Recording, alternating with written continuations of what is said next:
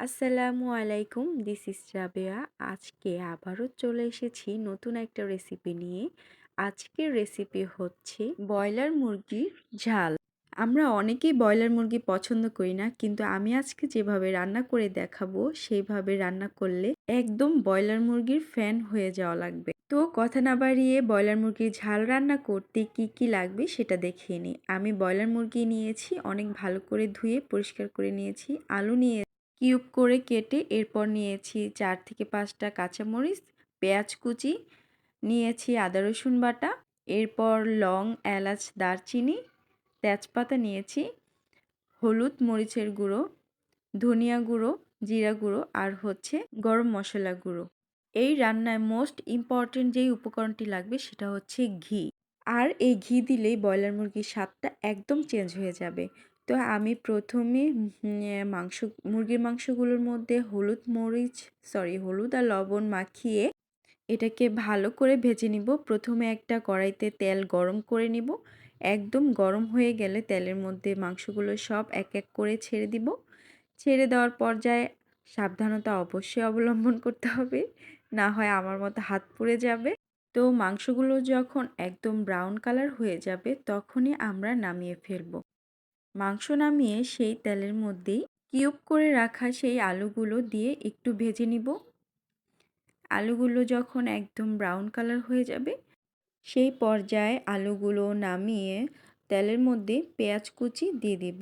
যদি একটু তেল পরিমাণ কম লাগে তাহলে আরেকটু তেল দিয়ে দিব। তারপর পেঁয়াজগুলো থেকে কাঁচা গন্ধ চলে গেলে তার মধ্যে দিয়ে দিব আদা রসুন বাটা।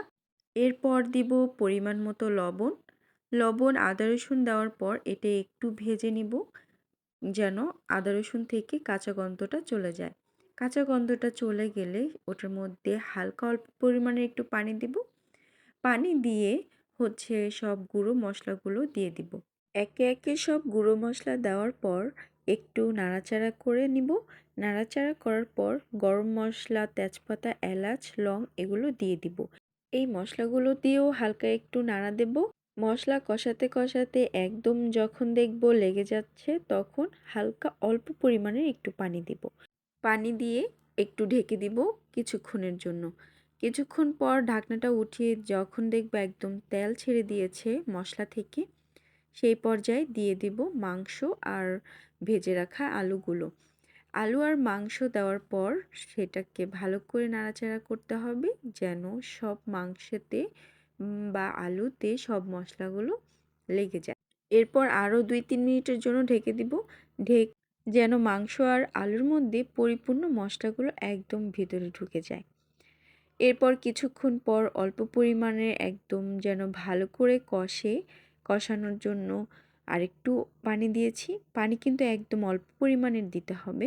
এর মাঝখানে মাঝখানে আমি 1-2 বার নাড়া দিয়েছি।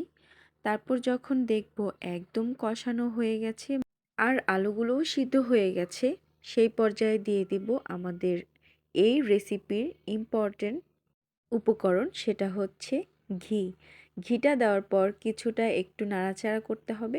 নাড়াচাড়া করে 1 মিনিটের জন্য, একদম অল্প সময়ের জন্য ঢেকে দিতে হবে। ঢাকনা উঠিয়ে আরেকটু নাড়া দিয়ে সেটার মধ্যে কাঁচামরিচ কাটাগুলো দিয়ে দিব। কাঁচামরিচ দিয়ে আর নাড়াচাড়া না দিয়েই পানি দিয়ে দিব অল্প পরিমাণের ঝোলের জন্য। ঝোলের পানি দিয়ে আবার আমরা ঢেকে দিব, যেন একদম ভালো করে রান্নাটা পরিপূর্ণ হয়ে যায়। 4-5 মিনিট রান্না করার পর আমি দেখলাম আমার তরকারি কি হয়ে গেছে কিনা।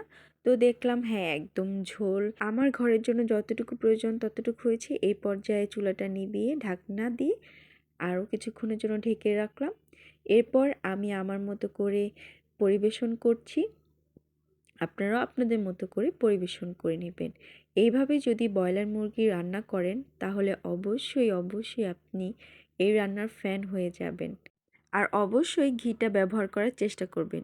ঘি দিয়ে ব্রয়লার মুরগি রান্না করলে বুঝাই যাইতেছে না এটা কিসের মাংস খাইতেছি।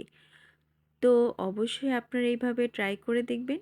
কেমন হয়েছে অবশ্যই আমাকে জানাবেন। সবাইকে আল্লাহ হাফেজ।